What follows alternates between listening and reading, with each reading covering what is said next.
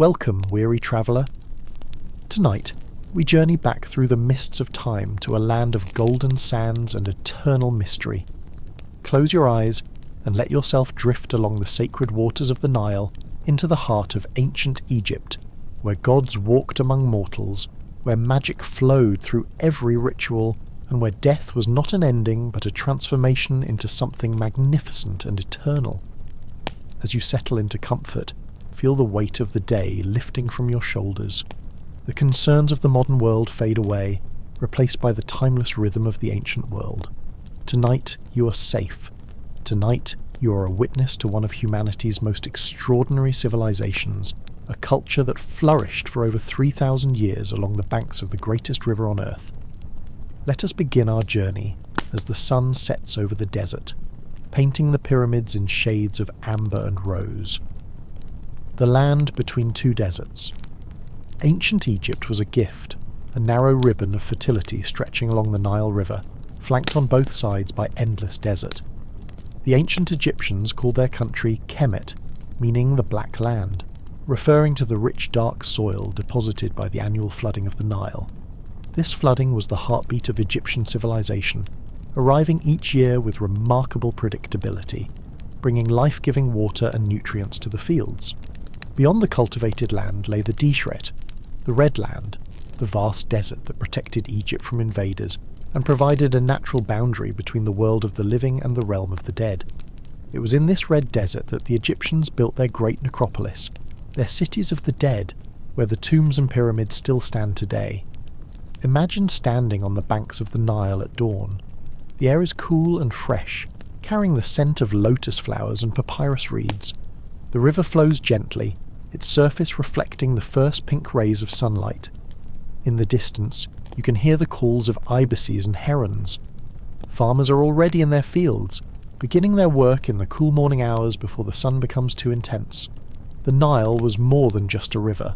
It was a god, Hapi, the bringer of fertility and abundance. It was a highway, connecting the entire length of Egypt from the Mediterranean coast to the cataracts far to the south. It was a clock and calendar, its annual flood marking the beginning of the year and dividing time into 3 seasons. Akhet, the inundation, Pere, the growing season, and Shemu, the harvest. Life in ancient Egypt revolved around this rhythm.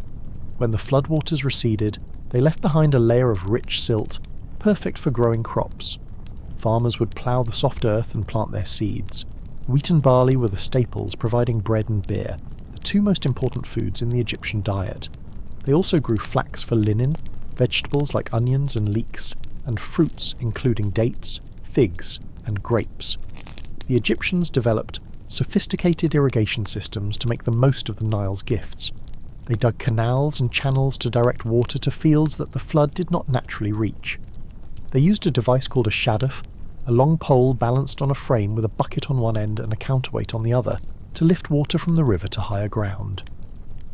These innovations allowed them to support a large population and build one of the ancient world's great civilizations. As night falls over this ancient landscape, the sky transforms into a canvas of infinite stars. The Egyptians were careful observers of the heavens. They tracked the movements of the sun, moon, and stars, using them to create their calendar and to time their religious festivals. The star Sirius, which they called Sopdet, was particularly important. Its heliacal rising, when it first became visible just before dawn after a period of absence from the night sky, coincided with the beginning of the annual flood. This astronomical event marked the start of the Egyptian New Year. Let your breathing slow as you imagine this ancient sky, unpolluted by modern lights, where the Milky Way blazed across the heavens like a celestial river, a mirror of the Nile flowing below. The divine pantheon. The ancient Egyptians lived in a world filled with gods.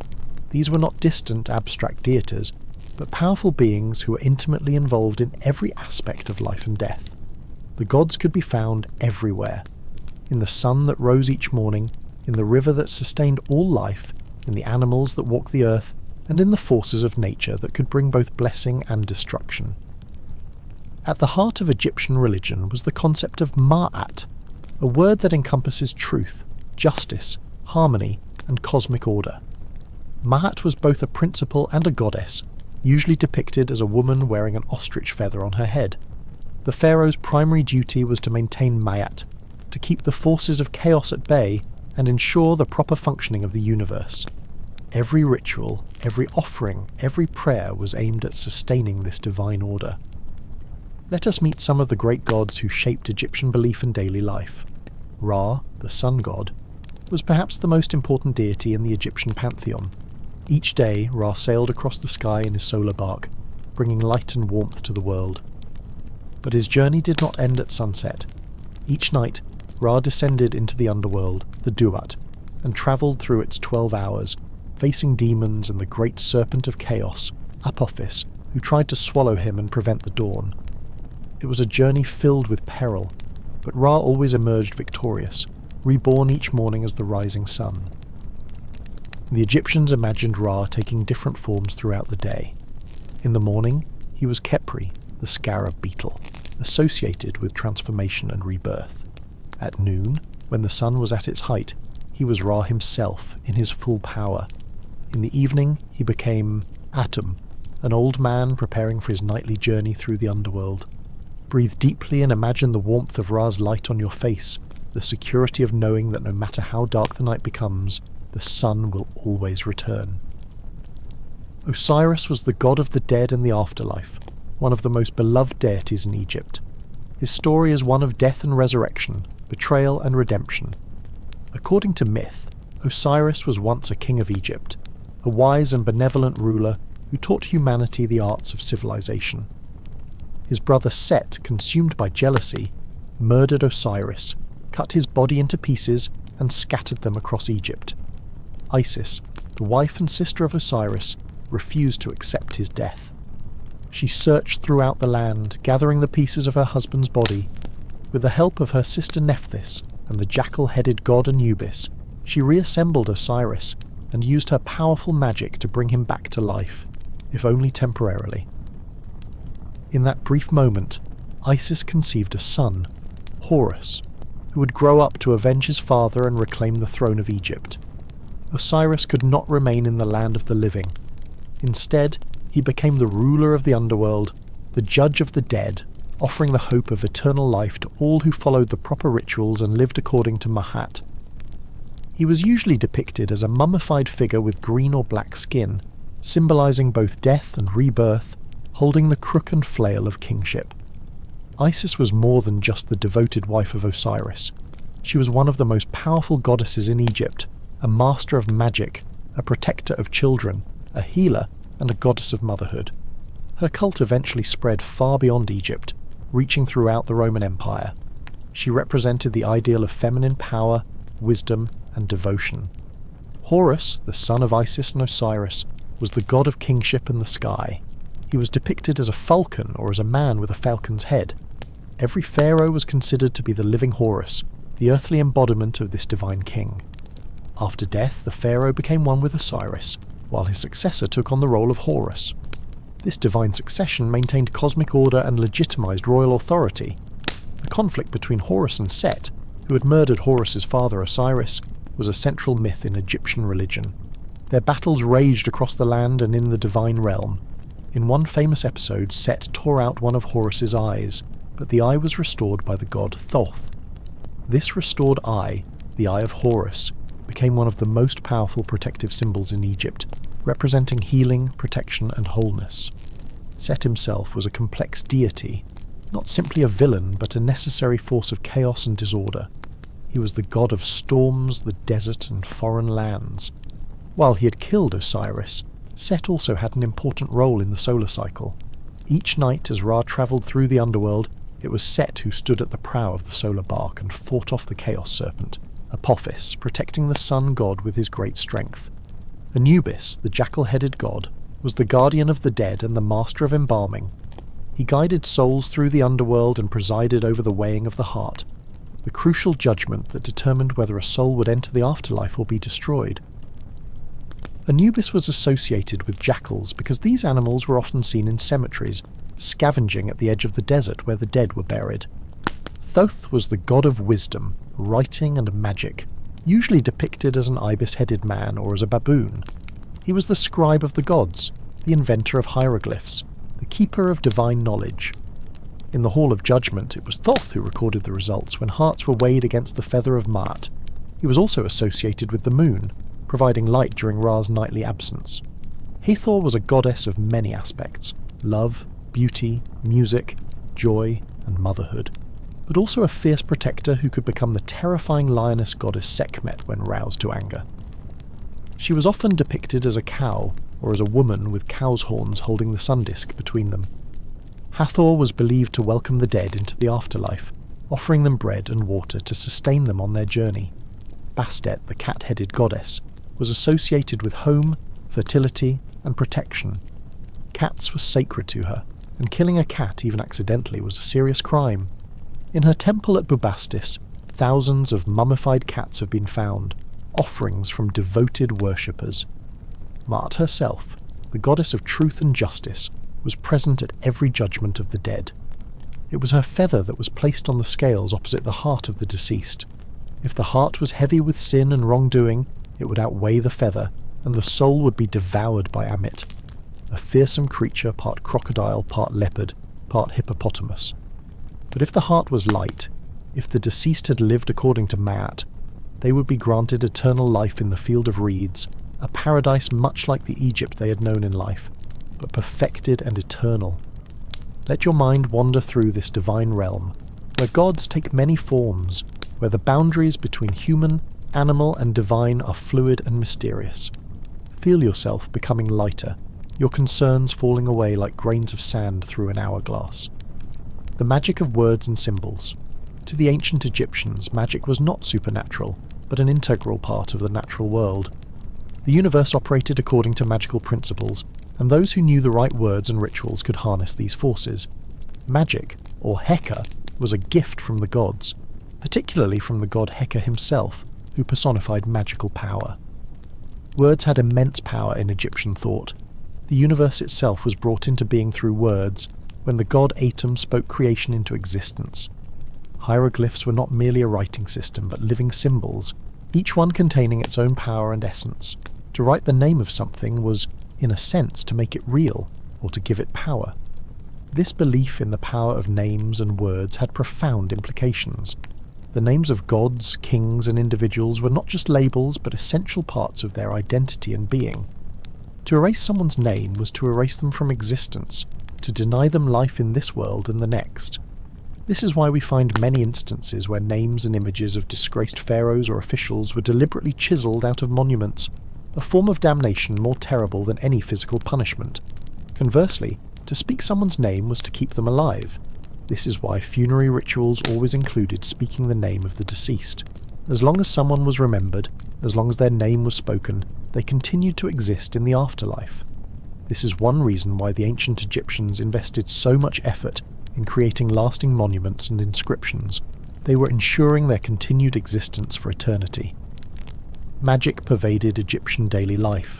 There were spells for protection against scorpions and snakes, for ensuring a safe childbirth, for healing diseases, for protecting homes from evil spirits, for success in love, for prosperity in business. Priests and magicians were consulted for all manner of problems. They would recite incantations, prepare amulets, create magical potions, and perform rituals designed to achieve the desired result. Many of these spells have survived in collections of magical texts written on papyrus. They reveal a worldview in which the natural and supernatural were seamlessly interwoven. A healing spell might combine herbal medicine with magical incantations. A protective amulet might be crafted in a specific shape and inscribed with powerful words, then consecrated through ritual. The most important collection of magical texts was the Book of the Dead, more accurately translated as the Book of Coming Forth by Day. This was not a single book, but a collection of spells, prayers, and instructions designed to help the deceased navigate the perils of the underworld and achieve eternal life. Each Book of the Dead was personalized, with the name of the deceased inserted into the spells. The wealthy might have elaborate versions illustrated with beautiful scenes, while those of more modest means might have shorter, simpler copies. One of the most important spells in the Book of the Dead was the Negative Confession, where the deceased proclaimed their innocence of various sins before the divine tribunal. They would declare, "I have not killed, I have not stolen, I have not told lies, I have not caused pain," and so on through a list of 42 declarations, one for each of the 42 divine judges present in the Hall of Ma'at. Another crucial spell was the one that allowed the deceased to prevent their heart from testifying against them during the weighing of the heart ceremony. The spell addressed the heart directly, asking it not to stand as a witness against its owner, not to oppose them in the tribunal of the gods. Amulets were another important form of magic. These were small objects, often made of stone or faience, a type of glazed ceramic, carved into meaningful shapes and inscribed with protective symbols or spells. The scarab beetle was a popular amulet, symbolizing transformation and rebirth, associated with the god Khepri. The Eye of Horus, or Wedjati, represented healing and protection. The ankh, resembling a cross with a loop at the top, was the symbol of life itself. The tiet, or knot of Isis, was associated with the goddess's magical protection, and was often placed on mummies.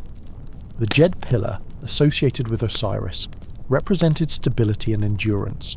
These amulets were worn in life and carefully placed among the wrappings of mummies to provide protection in death. Colour also had magical significance. Red was associated with chaos and destruction, but also with life and vitality. Black represented fertility and rebirth, the rich soil of Egypt. Green symbolized growth, vegetation, and resurrection. Gold was the flesh of the gods, eternal and incorruptible. Blue represented the heavens and the primordial waters of creation. Let yourself drift deeper now, imagining these ancient symbols glowing softly in the darkness, protective and benevolent, surrounding you with their power. You are safe, protected by the accumulated wisdom of millennia. The eternal pharaoh. At the apex of Egyptian society stood the pharaoh, not merely a king, but a living god, the intermediary between the divine realm and the world of mortals. The word pharaoh actually comes from the Egyptian pere, meaning great house, originally referring to the royal palace but eventually becoming synonymous with the ruler himself. The pharaoh was believed to be the son of Ra, the embodiment of Horus in life and Osiris in death. He was responsible for maintaining Ma'at, for ensuring the prosperity of Egypt, for defending the land against enemies, and for building temples and monuments to honour the gods.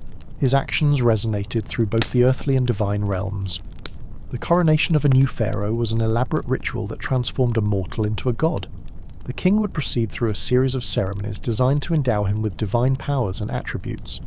He would receive the various crowns and insignia of kingship, the red crown of Lower Egypt, the white crown of Upper Egypt, or the double crown that combined both, symbolizing his rule over the united land.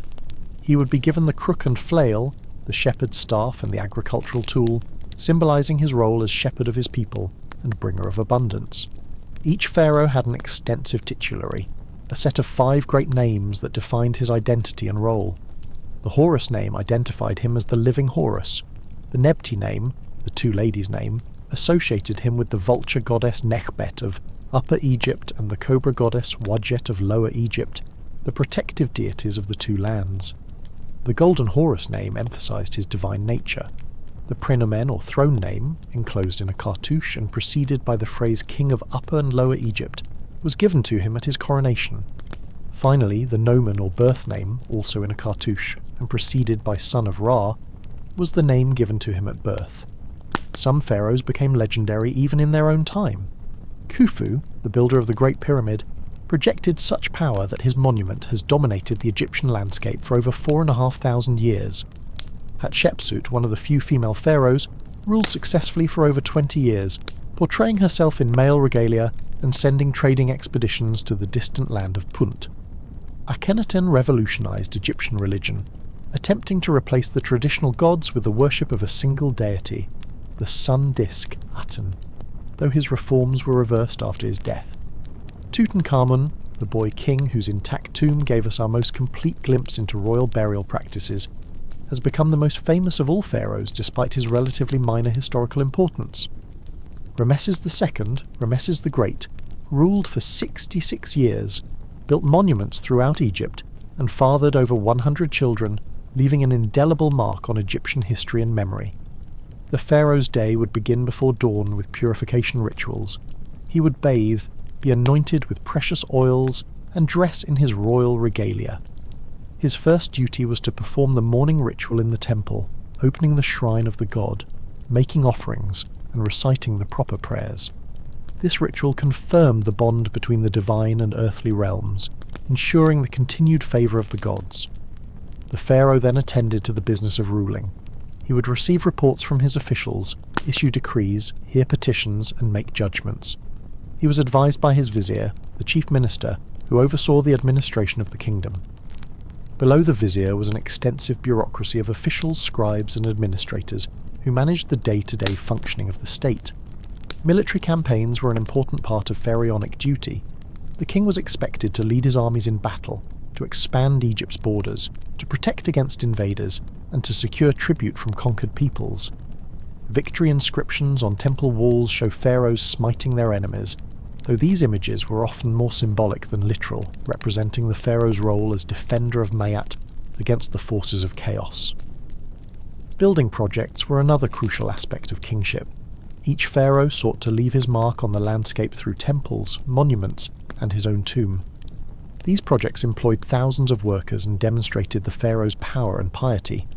They also had an important economic function, redistributing resources throughout society and providing employment. As evening approaches in our imagination, picture the pharaoh retiring to his private chambers in the palace. The walls are painted with beautiful scenes of gardens and wildlife. Servants fan him with ostrich feathers. Musicians play the harp and the lute. The day's duties are complete, and night settles over the palace like a blessing. The sacred temples. The temples of ancient Egypt were not places of public worship as we might understand them today. They were the houses of the gods, where the divine dwelt in material form in the cult statue housed in the innermost shrine. Access to these sacred spaces was restricted, with only priests allowed to enter and perform the necessary rituals. A typical Egyptian temple followed a consistent architectural plan that reflected the Egyptian understanding of the cosmos. You would approach through an avenue of sphinxes, guardian creatures that combined the body of a lion with the head of a pharaoh or a ram. The entrance was marked by a massive pylon, a monumental gateway with sloping walls, often decorated with scenes of the pharaoh defeating enemies. Passing through the pylon, you would enter an open courtyard exposed to the sky. This was the most public part of the temple where ordinary people might gather during festivals. Beyond the courtyard was the hypostyle hall, a forest of massive columns supporting a stone roof. This hall was dimmer than the courtyard, as the clerestory windows high up in the walls let in limited light.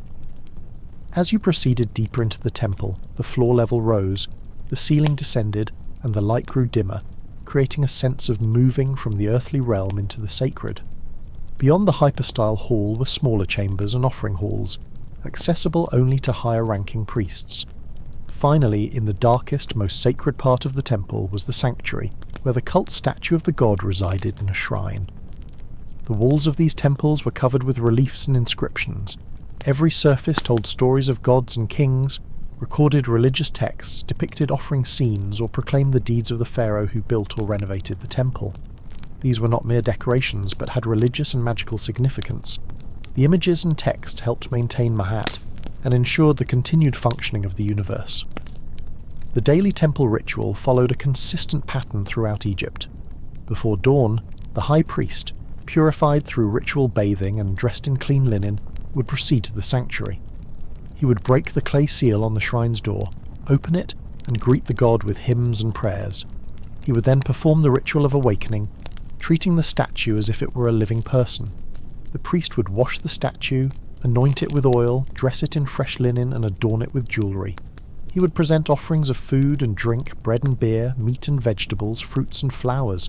Incense would be burned to purify the air.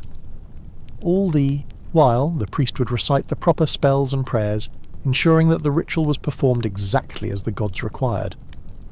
After the morning ritual, the shrine was closed and sealed until the next day. The offerings left in the temple were not wasted. In a practice known as the reversion of offerings, this food was distributed to the temple staff, so the priests and temple workers ate food that had been blessed by the presence of the god. Temples were not just religious centres but economic powerhouses. They owned vast estates, employed thousands of people, and controlled significant resources. They ran workshops producing textiles, pottery, jewellery and other goods. They brewed beer and baked bread on an industrial scale. They stored grain and acted as banks. The Temple of Amun-Ra at Karnak in Thebes was one of the largest and wealthiest institutions in ancient Egypt, with possessions throughout the land. Several times a year, the normal routine was interrupted by festivals. These were occasions when the gods emerged from their temples and processed through the streets, carried in sacred barks or boats. The cult statue, hidden in a portable shrine, would be carried on poles by priests, allowing the people to see their god, or at least the shrine containing the god, and to participate in the sacred celebration. The Opet festival at Thebes was one of the most important. During this festival, the statue of Amun-Ra would process from Karnak Temple to Luxor Temple, a distance of about 2 miles. The journey might take several days, with stops at way stations where offerings were made. The festival celebrated the relationship between the god and the pharaoh, reinforcing the king's legitimacy and his divine nature. The beautiful Festival of the Valley was another major celebration in Thebes. The statue of Amun would cross the Nile to visit the mortuary temples on the west bank. Families would hold vigils at the tombs of their ancestors, feasting and celebrating, believing that the spirits of the dead rejoined the living during this sacred time. Imagine the scene during a great festival. The streets are crowded with people dressed in their finest linen. Musicians play drums, sistra rattles, and flutes. Dancers perform, their movements graceful and rhythmic. The air is thick with incense and the smell of lotus flowers.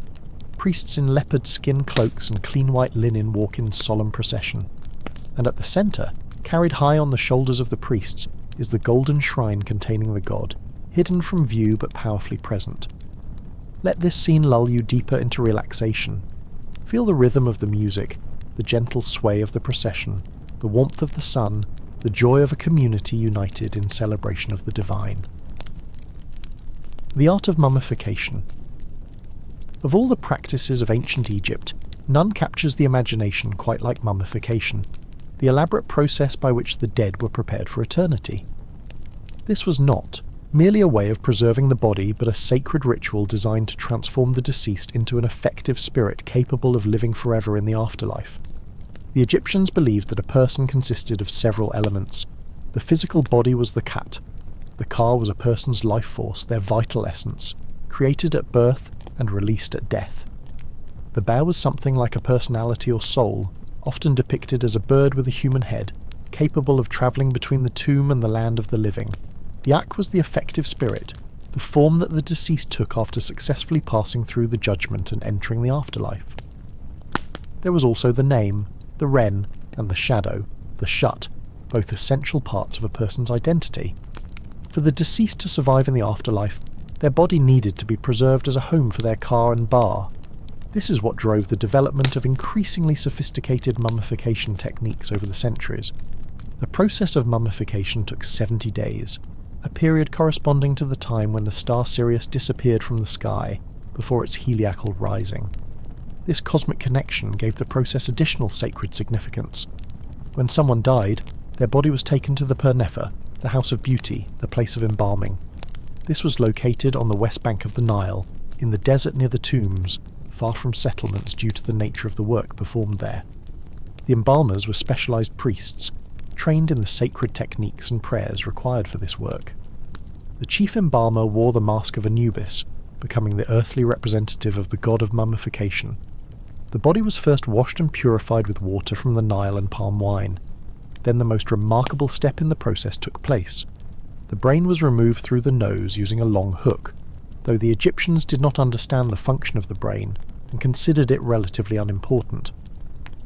The liquefied brain tissue was simply discarded. Next, an incision was made in the left side of the abdomen and the internal organs were removed. The lungs, liver, stomach, and intestines were taken out, washed, dried, and preserved. These organs were placed in 4 special vessels called canopic jars, each protected by a different deity. The god Mseti, with a human head, guarded the liver. Hapi, with the head of a baboon, protected the lungs. Duamutef, jackal-headed, watched over the stomach. Kebasenyef, falcon-headed, guarded the intestines. The heart, however, was left in place. This was the most important organ to the Egyptians, believed to be the seat of intelligence, emotion, and memory. The heart would be needed in the afterlife, particularly during the weighing of the heart ceremony when the deceased was judged. With the internal organs removed, the body cavity was washed with palm wine and spices. Then came the drying process. The body was covered completely with natron, a naturally occurring mixture of sodium carbonate, sodium bicarbonate, and sodium chloride, essentially a type of salt. The natron absorbed all moisture from the body over the course of 40 days, preventing decay. After 40 days, the natron was removed. The body was now dried and shrunken but preserved. It was washed again and coated with oils and resin to keep the skin supple. The body cavity was packed with linen, sawdust, or sand to give it a more lifelike shape. The abdominal incision was sewn up or covered with a plate bearing an image of the Wedjat eye. Now came the wrapping. This was not a simple process, but an elaborate ritual performed over many days. Each finger and toe was wrapped individually. Amulets were placed between the layers of linen at specific points on the body, each one providing magical protection for a different part of the deceased. The priests recited spells from the Book of the Dead as they worked, ensuring that each step was magically efficacious. Hundreds of yards of linen were used in wrapping a single body. Between the layers, resin was applied to help cement the wrappings together and provide additional preservation. A mask, idealized and beautiful, was placed over the face. For the wealthy, this mask might be made of cartonnage, layers of linen and plaster, gilded and painted.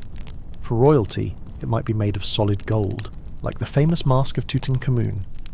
The completed mummy was placed in a coffin, often elaborately decorated with religious texts and images. Wealthy individuals might have multiple coffins, each one nested inside the next, with the innermost coffin shaped to the form of the body and decorated with the face and features of the deceased. The outermost container might be a stone sarcophagus, massive and carved with protective spells. Not just humans were mummified. The Egyptians also mummified animals, both as pets to accompany their owners and as votive offerings to the gods. Cats, dogs, birds, crocodiles, fish, and even beetles have been found mummified and carefully wrapped. At some animal cemeteries, millions of mummified animals have been discovered, offered to the gods over centuries of devotion. The mummification process required significant resources and expertise, so it was not available to everyone. The elaborate procedure described above was for the wealthy. Those of more modest means received simpler treatment. The very poorest might simply be wrapped in a reed mat and buried in the desert sand, where the hot, dry conditions often naturally preserve the body anyway. Let your body relax completely now, imagining the gentle and reverent care taken with each step of this ancient process. Feel yourself wrapped in protective layers, safe and preserved, prepared for eternity. Journey to the West. The West was the land of the dead in Egyptian thought. This was not arbitrary. The sun set in the west each evening, descending into the underworld, and the great necropolises were built on the west bank of the Nile in the desert beyond the cultivated land.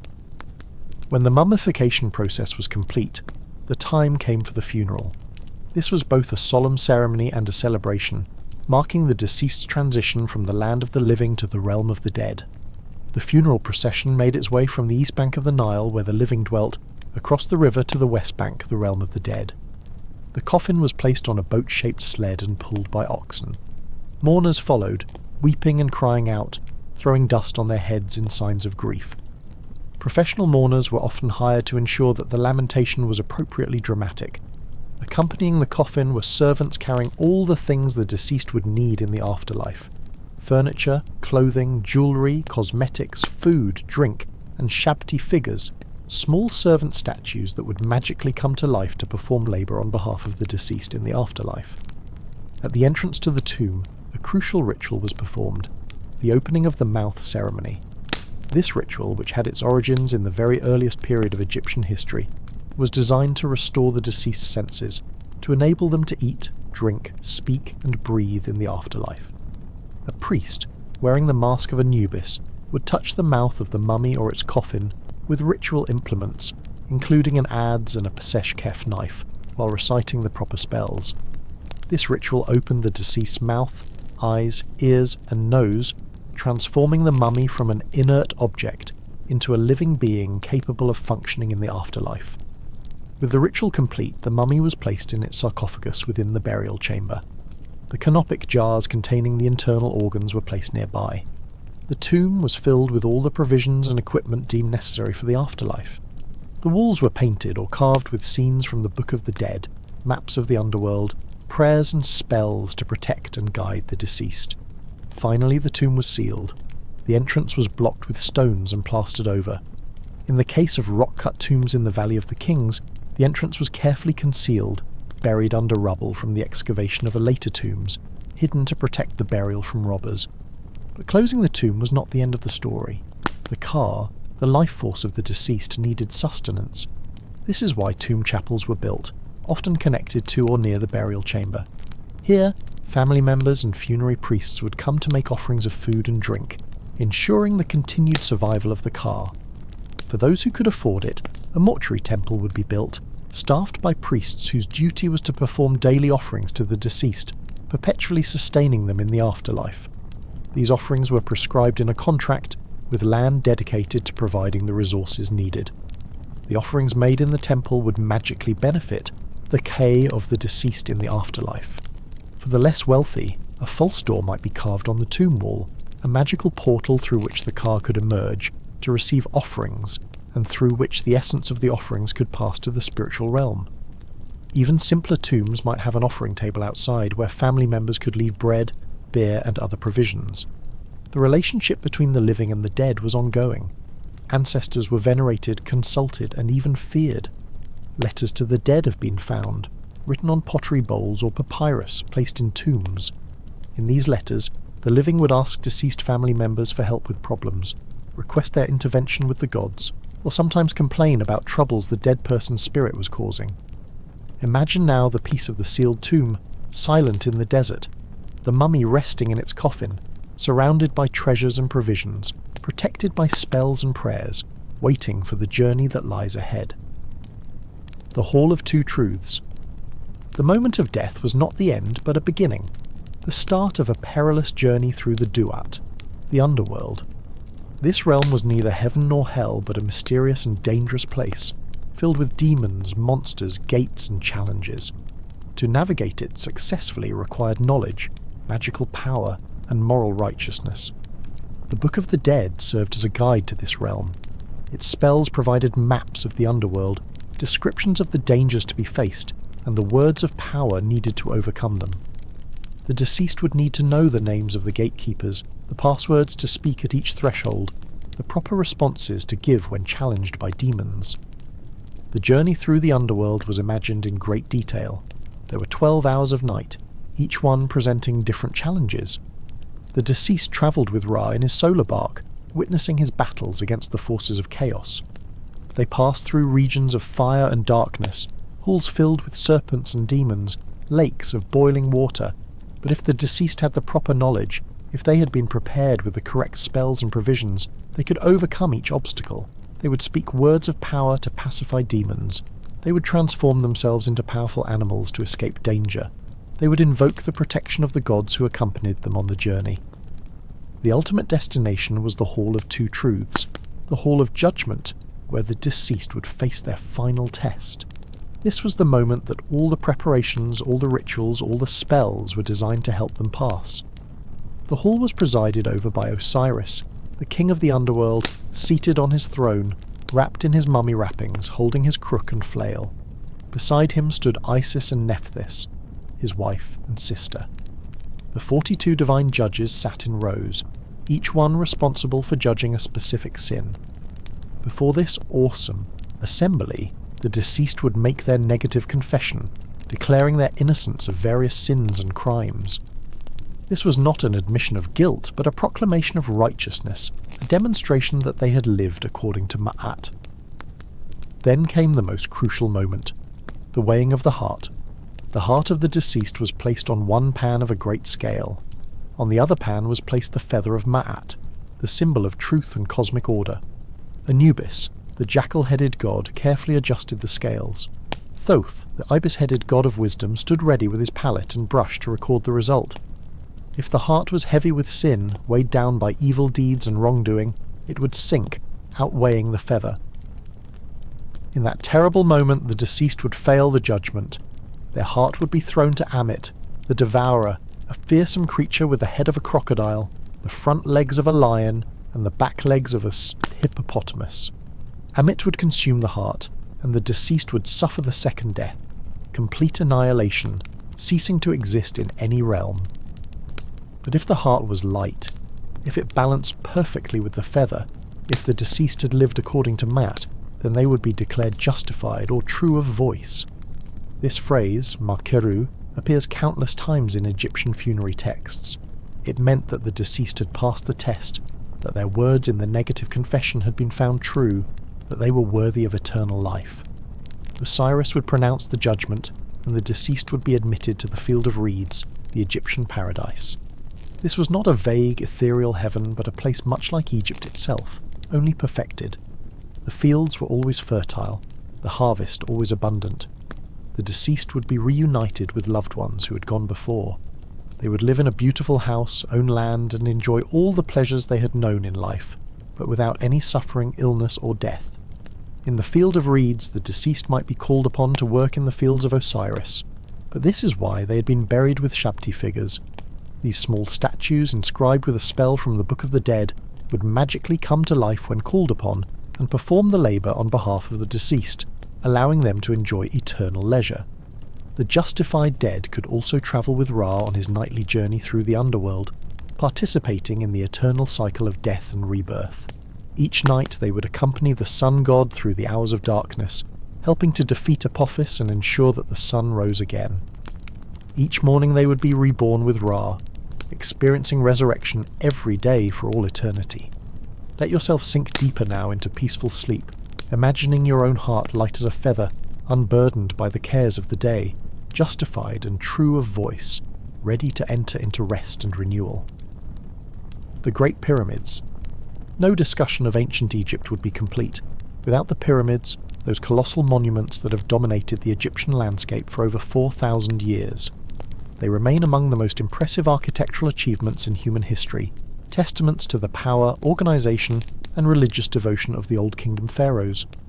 The pyramids were not built by slaves, as popular imagination often suggests, but by a workforce of skilled labourers and seasonal workers.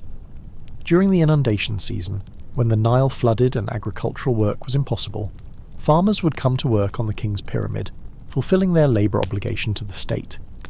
They were housed, fed, and paid for their work. It was considered an honour to participate in building the eternal resting place of the god-king. The first pyramid was the step pyramid of Djoser at Saqqara, designed by the architect Imhotep around 2670 BCE. This started as a traditional mastaba, a rectangular tomb with sloping sides, but Imhotep innovated by stacking progressively smaller mastabas on top of each other, creating a stepped structure that rose to a height of about 200 feet.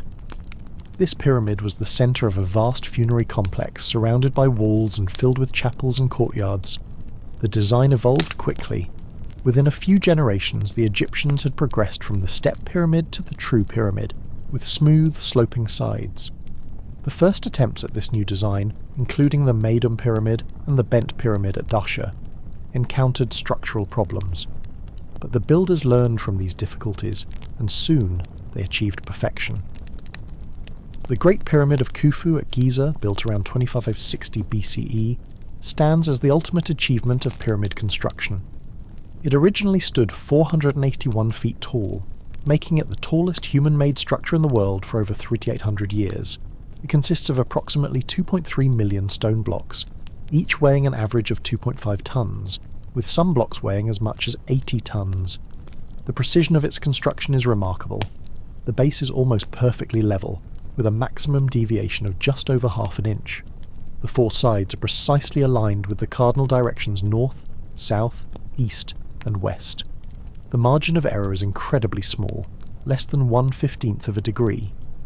How the Egyptians achieved such accuracy with the tools available to them remains a subject of ongoing research and debate. The Great Pyramid was not built alone. It is part of a complex that included smaller pyramids for queens, boat pits containing full-size wooden boats for the pharaoh's use in the afterlife, a mortuary temple, a causeway leading down to a valley temple on the edge of the cultivated land, and the Sphinx, that enigmatic creature with the body of a lion and the face of a king, gazing eternally toward the rising sun. The second pyramid at Giza was built by Khufu's son Khafra. Though slightly smaller than his father's pyramid, It appears taller because it stands on higher ground and retains some of its original smooth limestone casing at the top. The third pyramid, built by Menkaure, is considerably smaller, but was originally faced with fine granite from Aswan, giving it a distinctive appearance. These pyramids were not isolated monuments but the focal points of cities of the dead, surrounded by mastaba tombs of nobles and officials who wanted to spend eternity near their king. The entire Giza plateau was a vast necropolis, a sacred landscape dedicated to the dead. The interior of the Great Pyramid contains a complex system of passages and chambers.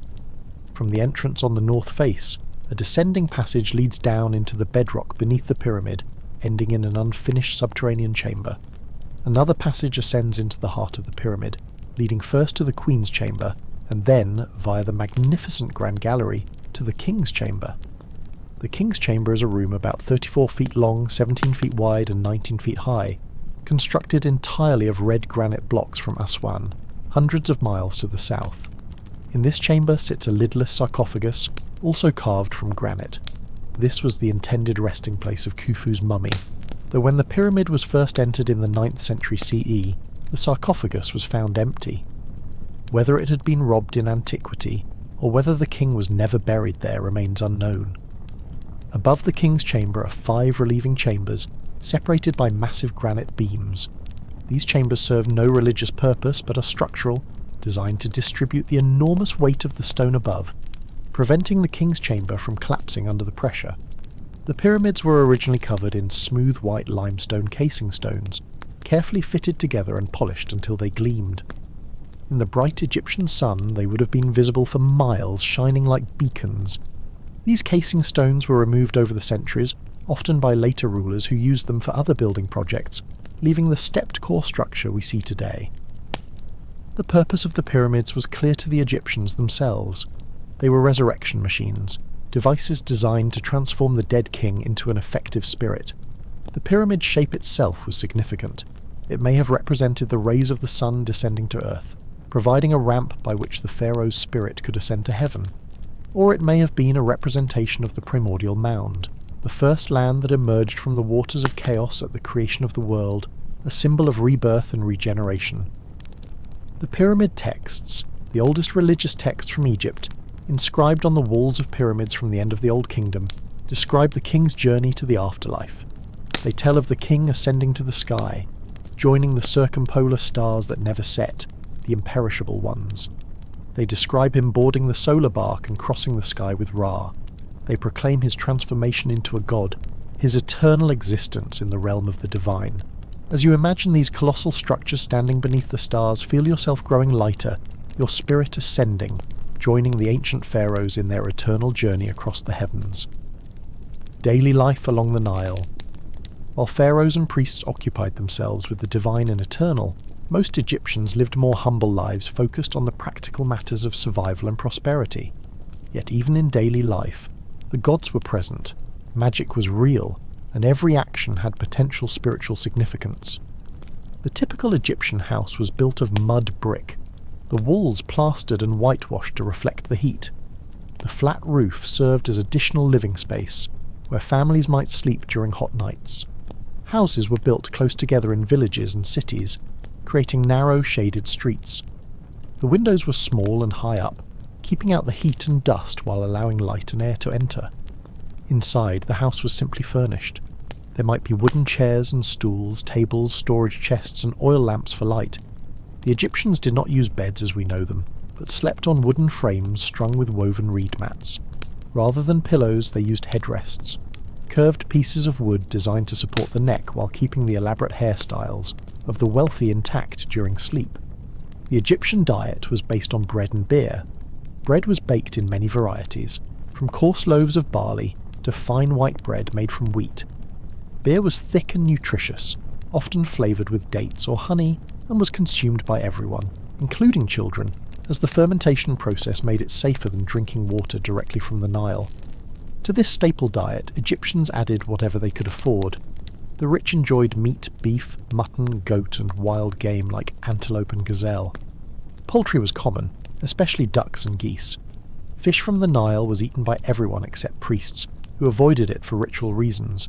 Vegetables included onions, garlic, leeks, lettuce, cucumbers, and lentils. Fruits included dates, figs, grapes, and pomegranates. The Egyptians were not prudish about the body or about sex. They wore light linen clothing suited to the hot climate. Men typically wore a simple kilt, while women wore sheath dresses, sometimes so finely woven as to be nearly transparent. Children often went naked. The wealthy adorned themselves with jewellery, collars, bracelets, earrings, and rings made of gold, silver, semi-precious stones, and faience. Both men and women wore makeup. The distinctive eye paint we associate with ancient Egypt served both cosmetic and practical purposes. Kohl, made from ground minerals, lined and extended the eyes, providing both beauty and protection from the sun's glare and from eye infections. Perfumes and scented oils were popular, applied liberally to skin and hair. Most Egyptians worked the land, their lives governed by the rhythm of the Nile and its seasons. During the inundation, when the fields were under water, they might work on royal building projects or perform other labour. When the waters receded, they ploughed and planted, working long hours during the growing season. At harvest time, the entire community turned out to bring in the crops before the next flood arrived. Artisans and craftsmen formed another important class. Carpenters built furniture and boats. Potters made vessels for storage and cooking. Weavers produced linen cloth of varying quality. Jewellers created beautiful ornaments. Scribes, who had mastered the difficult art of writing, occupied a privileged position, serving as the administrators and record keepers of the kingdom. Children were treasured in ancient Egypt. Infant mortality was high, and many women died in childbirth, so children who survived were considered precious gifts from the gods. They were indulged and protected with amulets and magic spells. Boys learned their father's trade, while girls learned household skills from their mothers. Children from wealthy families might attend school to become scribes, learning to read and write both hieroglyphic and hieratic, the cursive script used for everyday writing. Marriage was a practical arrangement rather than a religious sacrament. A couple would simply establish a household together, and they were considered married. Marriages could be ended by either party, though women often came out worse in divorces. Polygamy was legal, though most men could afford only one wife. Pharaohs and nobles often married their close relatives, including their sisters, to keep power and property within the family and to preserve the royal bloodline. Entertainment included music, dance, and storytelling. The Egyptians enjoyed board games, particularly senet, a game of strategy and chance played on a board of 30 squares. Hunting and fishing were both practical activities for obtaining food and leisure pursuits for the wealthy. Festivals and religious celebrations provided regular breaks from work and opportunities for community gathering and enjoyment. The Egyptians had a deep appreciation for beauty and order. Their art followed strict conventions, figures shown in profile but with the eye and shoulders shown from the front, compositions arranged in horizontal registers, sizing indicating importance rather than perspective. Yet within these conventions they created works of great beauty and sophistication. Even the poorest Egyptian lived in a world imbued with meaning and magic. The amulets they wore, the blessings they spoke, the offerings they left at household shrines, all these connected them to the divine realm. The gods were not distant but intimately involved in daily life, and every Egyptian could hope for a good life in this world and eternal life in the next.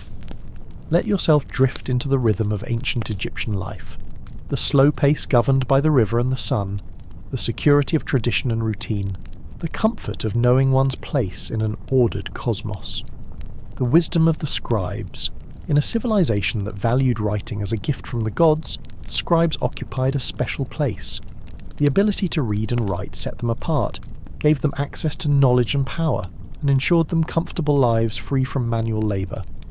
The Egyptian writing system was complex, consisting of hieroglyphs for formal inscriptions, hieratic script for everyday documents, and later demotic script for even more abbreviated writing.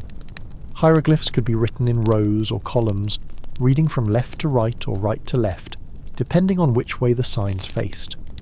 Mastering this system required years of study. Young scribes learned by copying classic texts, repeatedly writing the same passages until they had memorized them and could reproduce them flawlessly. They wrote on pieces of broken pottery called ostraka, or on wooden boards coated with plaster that could be erased and reused. The most important documents were written on papyrus. The paper made from the papyrus plant that grew abundantly in the marshes of the Nile Delta. The texts that scribes learned included practical matters like legal contracts, administrative records, and business letters, but also literature, religious texts, and wisdom literature. This last category consisted of instructions and advice, often framed as the teachings of a wise official to his son, passing on the accumulated wisdom of a lifetime. The instruction of Ptahhotep, one of the oldest of these wisdom texts dating to the Old Kingdom, counsels humility, patience, and self-control. It advises the student to listen carefully, to speak only after reflection, to treat others with respect, and to avoid arrogance. Good character, it teaches, is more valuable than wealth or position. The instruction of Amenemop, from the New Kingdom, offers similar advice. Do not move the markers on the borders of fields. Do not be greedy. Do not associate with a heated man. Do not laugh at a blind man, or mock a dwarf. It emphasizes the importance of mayat, of living according to truth and justice, and warns that the gods see all actions and judge accordingly. The Tale of the Eloquent Peasant, a literary masterpiece, tells the story of a peasant who is robbed and petitions the high steward for justice. The peasant delivers a series of increasingly elaborate speeches about justice and the proper behaviour of officials, so eloquent that the steward keeps delaying judgment just to hear more. Eventually, justice is done, and the peasant is rewarded. The story celebrates the power of well-crafted speech and the principle that justice should be available to all, regardless of social status. Egyptian literature also included poetry, including love poems that express feelings familiar to lovers in any age. One poem has a young woman declaring that her beloved is like a lotus flower, the most beautiful of all plants. Another has a young man comparing his sweetheart to a fine horse. The poems are tender, sensual, and remarkably human. The Tale of Sinew, perhaps the finest work of Egyptian literature, tells of an official who flees Egypt after the death of Pharaoh Amenemhat, fearing he might be implicated in a court conspiracy. He lives for years in exile in Syria, becoming successful and honoured there, but always longing for home. Eventually the new pharaoh pardons him and invites him to return. The climax of the story comes when Sinuhe is restored to Egyptian dress and customs, washed and anointed, years falling away from him. He's given a tomb in Egypt, ensuring that he will be buried in his homeland and can enter the Egyptian afterlife. The story explores themes of identity, loyalty, home and belonging that resonate across millennia. Religious literature was vast and varied. It included hymns praising the gods, recounting their deeds and attributes. The great hymn to the Aten, composed during the reign of Akhenaten, praises the sun disk as the sole creator and sustainer of life, describing how all creatures depend on its light. When you set in the western horizon, the land is in darkness, in the manner of death, the hymn declares, and when you rise, all the world comes alive again. Magical texts were also preserved by scribes. These included spells for healing, for protection, for ensuring success in various undertakings. The Egyptians did not distinguish between what we would call medicine and magic. A spell to cure a scorpion sting might combine a practical remedy, like applying a poultice with magical words invoking the protection of the gods. The scribes also kept the records that allowed the Egyptian state to function. They recorded the height of the Nile flood each year, essential information for predicting the harvest and planning. They kept track of grain stored in government warehouses. They recorded tax assessments and collections. They documented legal transactions and court proceedings. They kept lists of military equipment and rations. The entire complex machinery of the state ran on documents produced by scribes. In their leisure time, some scribes produced works that were purely for enjoyment. The Satire of the Trades is a humorous text that describes the miserable lives of various craftsmen and workers, each occupation described as more unpleasant than the last, before concluding that the scribe's profession is by far the best. It's both propaganda for the scribal profession and a work of genuine wit. As sleep deepens, imagine yourself in the cool hall of a scribe's school, the smell of ink and papyrus in the air, the patient voice of the teacher, the scratch of reed pens on pottery, the accumulation of wisdom through endless patient practice. The mystery of the Sphinx at Giza, near the three Great Pyramids, sits one of the most enigmatic monuments of the ancient world, the Great Sphinx. This colossal statue, with the body of a lion and the head of a king, measures 241 feet long and 66 feet high. carved from the living bedrock of the Giza Plateau. The Sphinx is believed to represent Khafra, the pharaoh who built the second pyramid at Giza, though some have suggested it might be Khufu, builder of the Great Pyramid. The face, weathered by millennia of wind and sand, still shows traces of the distinctive features of Old Kingdom portraiture. The broad face, the deep-set eyes, the confident expression of a god-king. The Sphinx faces due east, gazing toward the rising sun. This orientation is significant. The lion was a solar symbol, associated with the sun's power and the pharaoh's strength. The Sphinx thus combines the king's human intelligence with the lion's divine power, creating a perfect symbol of pharaonic authority. In front of the Sphinx's paws stands a granite stela, placed there by Pharaoh Thutmose IV of the 18th dynasty, over 1,000 years after the Sphinx was carved.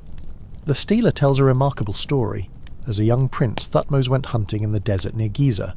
Tired, he fell asleep in the shadow of the Sphinx, which at that time was buried in sand up to its neck. In his dream, the Sphinx spoke to him, promising that if Thutmose would clear away the sand, he would become pharaoh. Thutmose did as the dream commanded, clearing the Sphinx and erecting the stela to commemorate the event. Soon after, he indeed became pharaoh. This story reveals that even in ancient times, the Sphinx was ancient, already partially buried and mysterious. The Egyptians of the New Kingdom looked back at the Sphinx with the same wonder we feel today, seeing it as a relic of a distant, greater age. The Sphinx has suffered over the millennia. Its nose is missing, broken off in antiquity, though the common story that Napoleon's troops shot it off is false. The nose was already missing centuries before Napoleon arrived in Egypt. The royal beard that once adorned the chin has fallen off, its fragments now in museums. The body has been eroded by wind and sand, creating a weathered, layered appearance. Yet despite this damage, despite being buried and uncovered multiple times over the centuries, the Sphinx endures. It has watched empires rise and fall. It has seen countless generations come and go. It has kept its silent vigil for over 4,000 years, and it will likely watch for thousands more. The Sphinx has captured human imagination like few other monuments. To the ancient Greeks, it was a wonder, and they gave it the name by which we know it today, from their word sphinx, which may derive from the Egyptian shesepank, meaning living image. Medieval Arab writers described it with awe and puzzlement, unable to imagine how such a thing could have been created. Modern visitors continue to be drawn to it, feeling the power of its presence, the weight of its age, the mystery of its silent gaze. Let your mind rest in that patient, eternal gaze, looking toward the dawn, waiting with perfect stillness for the sun to rise once more. The Valley of the Kings. In the New Kingdom, pharaohs abandoned pyramid building and instead created hidden rock-cut tombs in a desolate valley on the west bank of the Nile opposite the city of Thebes. This valley, known today as the Valley of the Kings, became the royal necropolis for over 500 years. The valley was chosen for several reasons. It was isolated and could be guarded against tomb robbers. The valley itself is dominated by a natural pyramid-shaped peak, El Quran, the Horn, which may have had sacred significance, and the rock of the valley was suitable for cutting elaborate tombs deep into the mountain. The tombs followed a similar pattern, though each was unique. A corridor descended into the mountain, sometimes straight, sometimes turning at angles. The walls were covered with scenes from religious texts, the Book of the Dead, the Book of Gates, the Book of Caverns, the Amduat, all of which described the journey through the underworld and provided the knowledge needed to navigate it successfully. The corridor led to a series of chambers and finally to the burial chamber itself, where the sarcophagus containing the royal mummy would rest. The walls of the burial chamber were decorated with scenes of the pharaoh in the presence of the gods, confirming his divine nature and his right to enter the afterlife. These tombs were filled with treasures beyond imagination. The pharaoh would be buried with everything needed for eternity: furniture, chariots, weapons, jewellery, clothing, food, wine, and oils. Statues of gods and Shabti figures by the hundreds would be placed in the tomb. The burial chamber would contain multiple coffins, each one nested inside the next, all designed to protect the royal mummy for eternity. Despite all precautions, most of these tombs were robbed in antiquity. Tomb robbery was a constant problem, so lucrative that organised gangs operated, sometimes with the collusion of the very guards appointed to protect the tombs. Papyri record the trials of tomb robbers, their confessions extracted under torture, describing how they tunnelled into tombs, stripped the mummies of their gold amulets and jewellery, and divided the loot. By the end of the New Kingdom, the situation had become so bad that priests gathered the royal mummies from their violated tombs and reburied them in 2 secret caches, where they remained hidden for nearly 3,000 years. These caches were rediscovered in the late 19th century, giving us the mummies of some of Egypt's greatest pharaohs, Ramesses II, Seti I, Thutmose III, and many others. One tomb, however, escaped the ancient robbers almost intact. This was the tomb of Tutankhamun, the boy king who ruled for only about 9 years and died around the age of 19. His tomb was small, possibly originally intended for someone else, hastily prepared for a pharaoh whose sudden death left no time for a proper royal tomb to be completed. What made Tutankhamun's tomb special was not the king himself, who was relatively insignificant historically, but the fact that its entrance was buried under debris from the excavation of the later tombs, and thus escaped the notice of robbers. When Howard Carter discovered and opened the tomb in 1922, he found it substantially intact, giving the modern world its first real glimpse of the full glory of a pharaonic burial. The tomb contained over 5,000 objects. There were 3 nested coffins, the innermost made of solid gold weighing over 240 pounds. The king's mummy wore the famous gold mask, perhaps the most iconic object from ancient Egypt. There were shrines of gilded wood that had surrounded the coffins, chariots, furniture, weapons, musical instruments, board games, jars of wine and oil, boxes of clothing and countless other objects. Among the most moving objects were the wreaths of dried flowers found on the coffins, placed there at the funeral by someone who loved the young king, the last gesture of a mourner whose name we will never know. After over 3,000 years, those flowers, withered and fragile, survived as testimony to human grief and love transcending the ages. If a minor pharaoh was buried with such wealth, one can only imagine what the tombs of the great pharaohs must have contained before they were plundered. The treasures of Tutankhamun give us just a glimpse of the unimaginable riches that once filled the Valley of the Kings. Breathe slowly and deeply, imagining yourself in that silent valley, surrounded by the tombs of kings, the air heavy with the weight of centuries, the darkness of the underground chambers holding secrets and treasures, the eternal sleep of the pharaohs undisturbed in their hidden chambers. The Temple of Karnak. On the east bank of the Nile at Thebes stands the largest temple complex ever built, Karnak. This was not a single temple, but a vast sacred city, covering over 200 acres, dedicated primarily to Amun-Ra, the king of the gods, but including temples to many other deities as well. Karnak was built over more than 2,000 years, with each pharaoh adding to it, expanding it, embellishing it. The result is a sprawling, complex site, the accumulated religious architecture of centuries. Walking through Karnak is like moving through layers of time, each ruler leaving their mark, each generation building upon what came before. The heart of Karnak is the great temple of Amun. The approach is through an avenue of ram-headed sphinxes sacred to Amun. The entrance is through a massive pylon, 370 feet wide and over 130 feet high. Beyond it lies the Great Court, an open space surrounded by columns. Then comes the hypostyle hall, one of the most astonishing architectural spaces ever created. This hall is filled with 134 columns, arranged in 16 rows. The central 12 columns are 70 feet high and 12 feet in diameter. The remaining columns are still 42 feet high. The capitals of the columns are shaped like papyrus flowers, some open, some closed. The entire hall covers an area of 54,000 square feet, large enough to contain the Cathedral of Notre Dame in Paris. Walking through the hypostyle hall must have been an overwhelming experience. The columns tower overhead, the stone ceiling far above, held up by this forest of carved stone. Sunlight filters through the clear-story windows, creating patterns of light and shadow. Every surface is covered with carvings and inscriptions, scenes of pharaohs making offerings to the gods, records of military victories, hymns of praise. Beyond the hypostyle hall, the temple continues deeper, through more courts and halls, past obelisks reaching to the sky, around the sacred lake where priests purified themselves, through countless chapels and shrines, until finally reaching the sanctuary, the Holy of Holies, where the sacred image of Amun dwelt.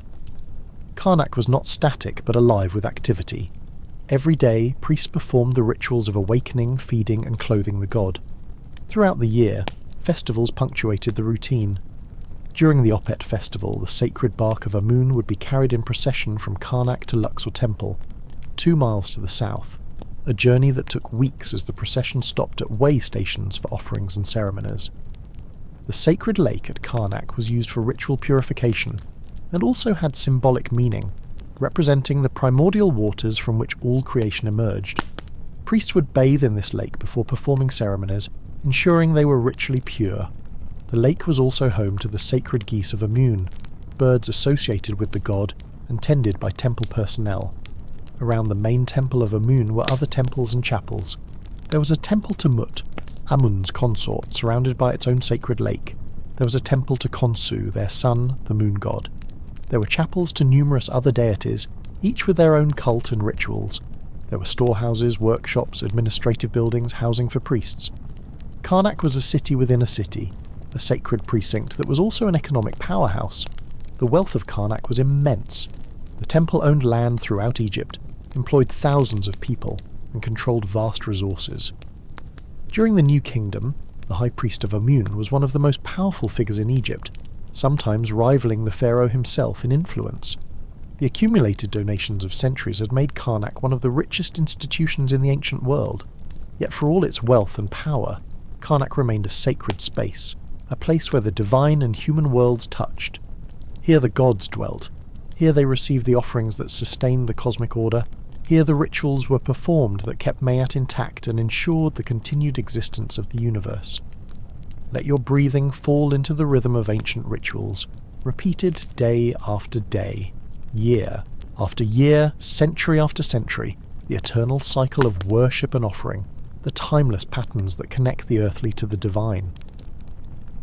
The heretic king. Not all pharaohs conformed to tradition. In the 14th century BCE, a king came to the throne who would attempt the most radical religious revolution in Egyptian history.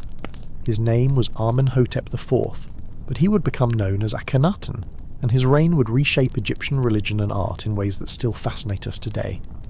Akhenaten rejected the traditional pantheon of Egyptian gods, and instead promoted the worship of a single deity, the Aten, the disk of the sun. This was not Ra, the traditional sun god, but the physical sun itself, represented as a disk with rays ending in hands, reaching down to offer life to the royal family. In the 5th year of his reign, Akhenaten made a dramatic decision. He would leave Thebes, the traditional capital with its powerful priesthood of Amun, and build an entirely new city dedicated to the Aten. He chose a virgin site in Middle Egypt, a broad plain on the east bank of the Nile, bounded by cliffs on both sides. He called this new city Akhetaten, the horizon of the Aten. Today we know it as Amarna. The city rose quickly from the desert. Palaces and temples were built, workshops and houses, administrative buildings and tombs. The great temple of the Aten was unlike traditional Egyptian temples. It was open to the sky, allowing the sun's rays to flood in. There were no dark inner sanctuaries, no hidden cult statues. The worship of the Aten was performed in light, in the open air, under the gaze of the sun itself. Akhenaten's art was revolutionary, breaking with the conventions that had governed Egyptian representation for centuries. The king was shown with an elongated skull, a protruding belly, wide hips, and spindly legs. His face had a long jaw and thick lips.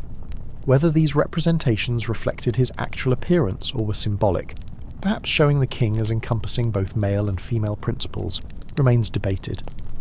The art of the Amarna period showed unprecedented intimacy and naturalism. There were scenes of Akhenaten and his wife Nefertiti playing with their daughters, informal moments of family life never before depicted in royal art. There were images of the royal family eating, kissing, embracing. The king was shown as a loving father and husband, not just as a distant, formal god-king. Nefertiti herself became an iconic figure. Her painted limestone bust, discovered in a sculptor's workshop at Amarna, shows a woman of extraordinary beauty and regal bearing.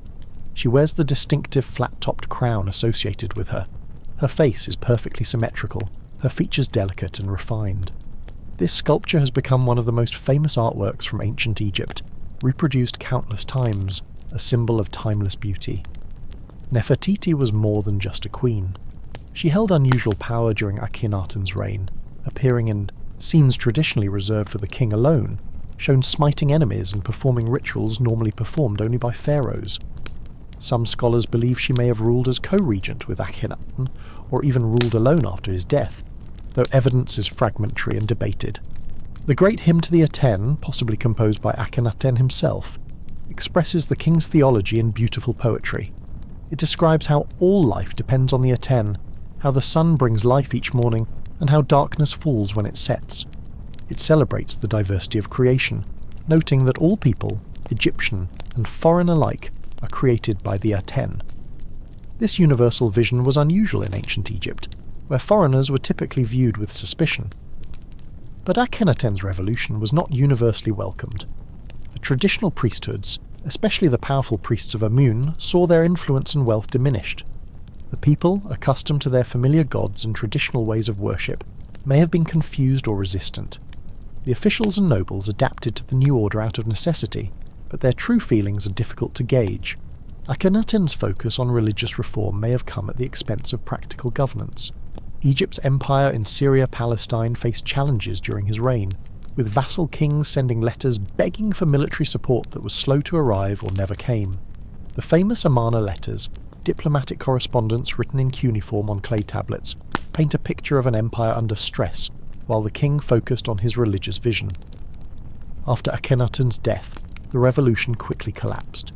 His successor, possibly Nefertiti or perhaps a son, ruled briefly. Then came the boy King Tutankhamun, originally named Tutankhaten. The young king's advisors moved the court back to Thebes, restored the traditional gods, and changed the king's name from Tutankhaten, living image of the Aten, to Tutankhamun, living image of Amun. The city of Akhetaten was abandoned, the temples of the Aten were closed, Akhenaten's name was systematically removed from monuments. In later king lists his reign was often omitted, the record jumping from Amenhotep III directly to Horemheb, as if the heretic king and his immediate successors had never existed.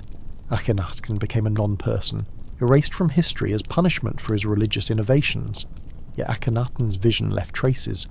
The monotheistic impulse he expressed, the idea of a single divine force behind all existence, would resurface in later religious thought. Some scholars have speculated about connections between Atenism and later monotheistic religions, though direct links are difficult to establish. What is certain is that Akhenaten dared to imagine religion differently, to break with millennia of tradition, and for a brief moment he created a new world. Let yourself drift now with the image of that sun disk, its rays reaching down like hands, touching the earth with light and warmth, offering life to all creation without distinction or exception. The power of women. Though ancient Egypt was a patriarchal society with the pharaoh almost always male, women in Egypt enjoyed more rights and freedoms than their counterparts in most other ancient civilizations. They could own property, conduct business, bring lawsuits, and even rule as pharaohs in their own right in exceptional circumstances. Egyptian women were not secluded or veiled. They moved freely in society, managed households, worked in various professions, and participated in religious festivals. Women of all classes could be priestesses, though the highest religious offices were generally reserved for men. There were also women doctors, though they seem to have been rare. Marriage and family were central to Egyptian life. A woman's primary role was as wife and mother, but this role carried respect and honour. The mistress of the house managed the household, supervised servants if the family could afford them, and raised the children. She could own property separately from her husband, and retain control of it even after marriage. Divorce was possible and relatively straightforward. Either spouse could initiate divorce, though women often faced economic disadvantages afterward. If the husband divorced his wife, he was required to provide her with financial support. If the wife divorced the husband, she would return to her father's house, taking her property with her. Several women achieved the ultimate power and became pharaohs. Hatshepsut was the most successful of these female kings. She ruled as regent for her young stepson Thutmose III, but eventually declared herself pharaoh in her own right, ruling for over 20 years. She adopted the full royal titulary and regalia, including the false beard worn by pharaohs, and had herself depicted in male form in official art. Hatshepsut's reign was marked by peace and prosperity. She organised a famous trading expedition to the land of Punt, somewhere on the coast of the Red Sea, bringing back myrrh trees, incense, gold, and exotic animals. She built extensively, including her beautiful mortuary temple at Deir el-Bahari, a masterpiece of ancient architecture with its terraced colonnades built into the cliff face. After Hatshepsut's death, Thutmose III finally assumed full power. Late in his reign, he began systematically defacing Hatshepsut's monuments, chiselling out her names and images. The reasons for this remain debated. Was it personal animosity? Political calculation to eliminate a controversial predecessor? An attempt to restore the traditional patriarchal order? Whatever the motivation, the erasure was thorough, and Hatshepsut was largely forgotten until modern archaeology recovered her story. Cleopatra VII, the last pharaoh of Egypt, was another powerful female ruler, though she lived in the Ptolemaic period, centuries after the age of the great pharaohs. She was Greek by descent, but she embraced Egyptian culture, learned the Egyptian language, and presented herself as the new Isis. Her intelligence, political acumen, and personal magnetism made her one of the most famous women in history, though much of what we know about her comes from sources written by her enemies. Goddesses held immense power in Egyptian religion. Isis was the Great Mother, the throne of Egypt, the mistress of magic. Hathor was the goddess of love and joy, but also the terrifying Eye of Ra who could destroy humanity. Sekhmet was the fierce lioness goddess of war and healing. Mut was the mother of all things. Nut was the sky itself, swallowing the sun each evening and giving birth to it each morning. These goddesses were not mere consorts or helpers of male gods, but powerful beings in their own right, essential to the functioning of the cosmos. The importance of women is evident in Egyptian funerary customs as well. Women received the same careful mummification as men. They were buried with the same types of grave goods, their own books of the dead, their own Shabti figures. In the afterlife, men and women stood equal before the judgment of Osiris. The field of reeds was paradise for both sexes. Even in royal succession, women played a crucial role. The title of God's Wife of Amun, held by royal women in the New Kingdom and later periods, carried enormous religious and political power. These women were celibate, adopting their successors rather than bearing children, and they controlled vast estates and resources. In some periods, they were nearly as powerful as the pharaoh himself. The respect for women in Egyptian culture is also evident in literature and art. Love poems express genuine affection and desire. Tomb paintings show loving couples, husbands and wives depicted at the same size, seated together, their lives intertwined in this world and the next. The ideal of marriage was partnership, two people walking through life together, supporting each other until death and beyond.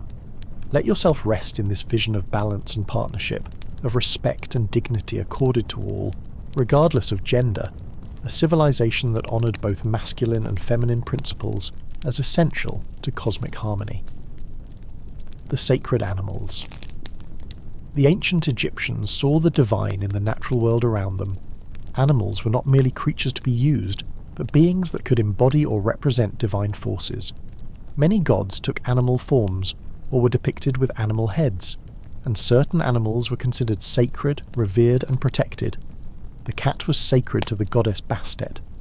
Cats were beloved pets in Egyptian households, valued for their ability to kill rats and snakes, but also cherished for their beauty and companionship. Killing a cat, even accidentally, could result in severe punishment, possibly even death. When a pet cat died, the family would shave their eyebrows in mourning, and might have the cat mummified and buried with honour. The Temple of Bastet, Bubastis, was a major pilgrimage site. Thousands of mummified cats have been found there, votive offerings from worshippers seeking the goddess's favour. The Greek historian Herodotus described the annual festival of Bastet as one of the most popular in Egypt, with hundreds of thousands of people gathering to celebrate with music, dancing and wine. The ibis was sacred to Thoth, god of wisdom and writing. These elegant wading birds with their curved beaks were commonly seen along the Nile. Vast numbers of mummified ibises have been found in underground galleries near temples dedicated to Thoth, offerings accumulated over centuries. The crocodile was both feared and revered. In some regions, particularly in the Fayum, crocodiles were sacred to the god Sobek. Live crocodiles were kept in temple pools, fed choice cuts of meat, adorned with jewellery, and treated as living gods. When they died, they were carefully mummified. Yet in other regions, crocodiles were seen as dangerous pests to be hunted and killed. the Egyptians recognized that the divine could be both protective and dangerous, both nurturing and threatening. The falcon was sacred to Horus, the god of kingship and the sky. The pharaoh was the living Horus, and falcon imagery appears throughout royal iconography. The falcon's keen eyesight and swift flight made it a perfect symbol for the king, who must see all that happens in his kingdom and act with speed and decisiveness. The bull was a symbol of strength and fertility, associated with several gods. The Apis bull, kept at Memphis, was believed to be the living manifestation of Ptah, the creator god.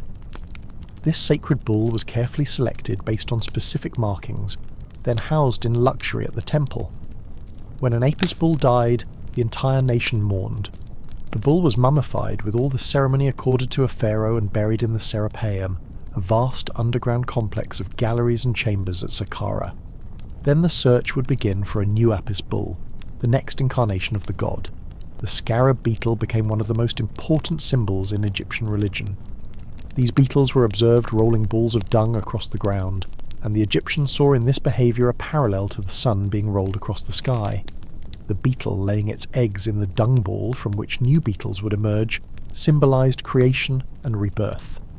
The scarab became associated with Khepri, the morning sun, and scarab amulets were among the most common protective charms. Dogs and jackals were sacred to Anubis. These canines were often seen at the edges of the desert near cemeteries, and this association with the liminal space between life and death made them natural symbols for the god who guided souls through the underworld. Pet dogs were beloved companions and might be buried with care when they died. The hippopotamus was a complex symbol. These massive, dangerous animals inhabited the Nile, and encounters with them often ended badly for humans.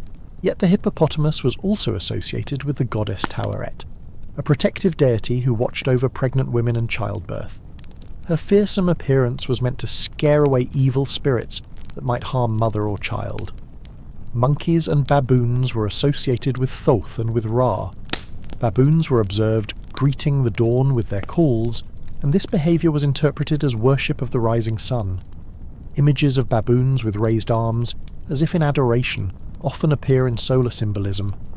Even snakes, feared and dangerous, had their place in the divine realm. The cobra was a symbol of royal protection, the uraeus worn on the pharaoh's brow, ready to spit fire at the king's enemies. The goddess Wadjet took the form of a cobra, protecting Lower Egypt. Yet the serpent Apophis represented chaos and destruction, the enemy of Ra who must be defeated each night. This reverence for animals extended to elaborate animal necropolises, where mummified creatures were buried in vast numbers. At Saqqara, galleries contained millions of mummified birds, mostly ibises and falcons. At Kom Ombo, crocodile mummies were offered to Sobek. At Tuna El Gabel, baboon mummies honoured Thoth. These offerings represent an enormous investment of time and resources, testament to the importance of animals in Egyptian religious life. The Egyptians saw themselves as part of nature, not separate from it. The gods could take many forms, moving fluidly between human, animal and hybrid shapes. This was not primitive superstition but sophisticated theology, recognizing that the divine transcends any single form, that the sacred permeates all of creation, that every creature has its place in the cosmic order. Breathe gently now, imagining yourself surrounded by this teeming life, the Nile filled with fish and birds, the desert home to lions and jackals, the marshes alive with frogs and insects, all of creation singing together in harmony, each creature playing its part in the great symphony of existence. The end of an era. All things, even the most enduring civilizations, must eventually change and transform. Ancient Egyptian civilization, which had flourished for over 3,000 years, gradually declined and was eventually absorbed into other cultures, though its legacy would endure. The late period saw Egypt increasingly influenced and sometimes controlled by foreign powers. The Nubians of the 25th dynasty ruled Egypt and embraced Egyptian culture so thoroughly that they became more traditionally Egyptian than the Egyptians themselves. The Assyrians invaded and briefly controlled Egypt. The Persians conquered Egypt twice, treating it as a province of their empire. When Alexander the Great arrived in 332 BCE, he was welcomed as a liberator from Persian rule. He made sacrifices to the Egyptian gods, visited the oracle of Amun at Siwa Oasis, and was proclaimed pharaoh. After his death, one of his generals, Ptolemy, took control of Egypt and established the Ptolemaic dynasty. The Ptolemies were Greek by culture and language, but they adopted the role of pharaohs, built temples in the Egyptian style, and presented themselves as the successors to the ancient kings. They built the Library of Alexandria, making that city one of the great centres of learning in the ancient world. They continued to build and maintain Egyptian temples, including the beautiful temples at Edfu, Dendera, and Philae that still stand today. But the Egypt of the Ptolemies was different from the Egypt of the pyramid builders. Greek became the language of administration and the educated elite. Egyptian culture, while still practiced by the common people, was increasingly marginalised. The old ways were preserved in the temples where priests continued to perform ancient rituals and copy sacred texts, but Egyptian society was transforming. The last pharaoh was Cleopatra VII. After her death in 30 BCE, Egypt became a province of the Roman Empire. The Romans valued Egypt for its grain, using Egyptian wheat to feed the population of Rome. They built new cities and fortifications, but they also respected Egyptian religion and continued to maintain the temples. Christianity came to Egypt early, and by the 4th century CE, it had largely displaced the old religion. The ancient temples were closed by imperial decree. Some were converted into churches. The knowledge of hieroglyphs was lost as the priesthood died out and no new generation was trained in the sacred writing. The last hieroglyphic inscription was carved in 394 CE at the Temple of Philae. After that, the writing system that had recorded Egyptian civilization for 3,000 years fell silent. The Arab conquest of Egypt in the 7th century CE brought Islam and the Arabic language. Egypt became part of the Islamic world, its ancient past largely forgotten. The temples and tombs survived but were no longer understood. Hieroglyphs remained undeciphered. The pyramids were known, but their purpose and the names of their builders were lost to legend and speculation. Yet even in this long silence, Egypt's legacy endured. Greek and Roman writers had recorded their impressions of Egypt, preserving some knowledge of its history and culture. The Bible contained references to Egypt and its pharaohs. Medieval European travellers visited Egypt and marvelled at its monuments, even if they could not read them. The rediscovery of ancient Egypt began with Napoleon's expedition to Egypt in 1798.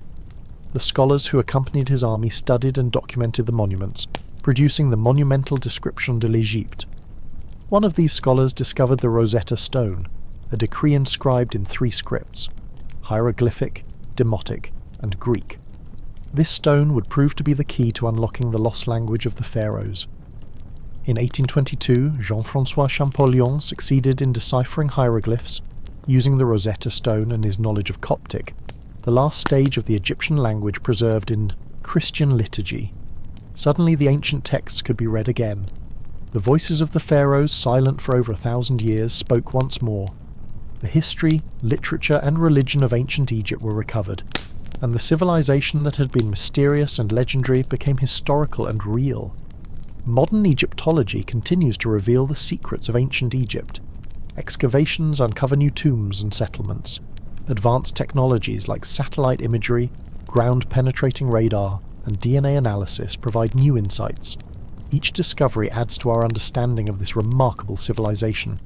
The legacy of ancient Egypt extends far beyond academic knowledge. Egyptian art and architecture have influenced Western culture for centuries.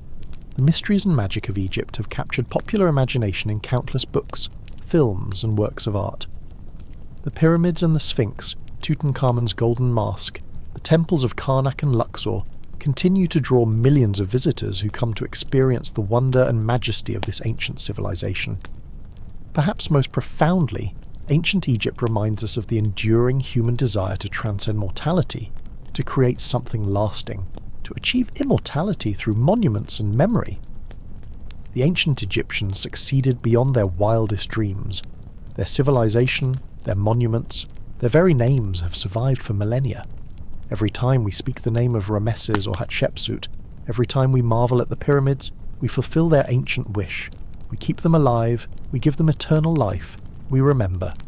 Eternal sleep. And now, dear traveller, as our journey through ancient Egypt comes to a close, let yourself sink deeper into peace and rest. You have walked along the Nile, witnessed the glory of the gods, explored the mysteries of magic and the afterlife, stood before the great pyramids, and ventured into the tombs of kings. Let the images of ancient Egypt fade gently into the darkness, like the sun setting over the desert. The concerns of your modern world are far away, as distant as the age of the pharaohs. You are safe, comfortable, at peace. Imagine yourself now in a perfect Egyptian garden, the kind that nobles might have enjoyed, the kind that the blessed dead would find in the field of reeds. There is a pool of clear water reflecting the stars above. Palm trees and sycamores provide shade. Lotus flowers bloom, their perfume sweet on the evening air. You recline on a comfortable couch under the stars, feeling the gentle warmth of the Egyptian night. The air is soft and still. In the distance you can hear the gentle flow of the Nile, that eternal river that has witnessed countless generations come and go. The stars above are brilliant and numberless, the same stars the ancient Egyptians watched, the imperishable ones that never set, eternal and unchanging. You are connected to that ancient sky, to the timeless rhythms of the cosmos, to the eternal cycles of death and rebirth, sunset and sunrise, sleep and waking. Your breathing is slow and deep, as regular as the flooding of the Nile, as eternal as the passage of Ra through the night. Each breath carries you deeper into rest, deeper into peace, deeper into the healing darkness that precedes the dawn. You are protected by all the gods of Egypt. Anubis guards your rest. Isis watches over you with her magic. Hathor welcomes you with her gentle smile. Thoth records your name in his book of life. Ra's light will return with the morning, but for now, you rest in the peaceful darkness of the sacred night. Your heart is light as the feather of Maat. You are justified, true of voice, worthy of peace and rest. The fears and worries of the day have been weighed and found wanting. They drift away like smoke in the desert wind, leaving only peace, only calm, only perfect rest. Let yourself become one with the eternal stillness of the desert night. Let your mind grow as quiet as the sealed tomb, as peaceful as the depths of the pyramid, as serene as the face of the Sphinx gazing at eternity. You are the lotus flower, closing its petals as night falls, resting until the dawn. You are the scarab beetle, symbolizing transformation and renewal.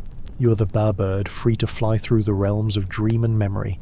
You are the Ak, the effective spirit, at peace and complete.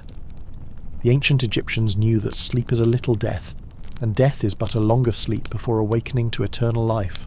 In sleep we touch the realm of the gods, we journey through mysterious lands, we are renewed and reborn with each morning. So sleep now, traveller. Sleep deeply and peacefully. Let the ancient world hold you in its timeless embrace. Let 3,000 years of wisdom and peace flow through you like the waters of the Nile. Let the eternal stars watch over your rest. The journey is complete. The sun has set. The gates of night are open. Cross the threshold into deep, restful sleep, knowing that you are safe, you are protected, you are at peace. Sleep and dream of golden sands and sacred rivers, of gods and magic, of eternity stretching before and behind like the desert reaching to the horizon. Sleep, and know that when you wake, you will be renewed, reborn, like Ra emerging from the underworld, like the lotus opening to the sun, like the land of Egypt itself, eternally renewed by the gift of the Nile. The journey is complete. Rest now, weary traveller. Rest in the peace of ancient Egypt.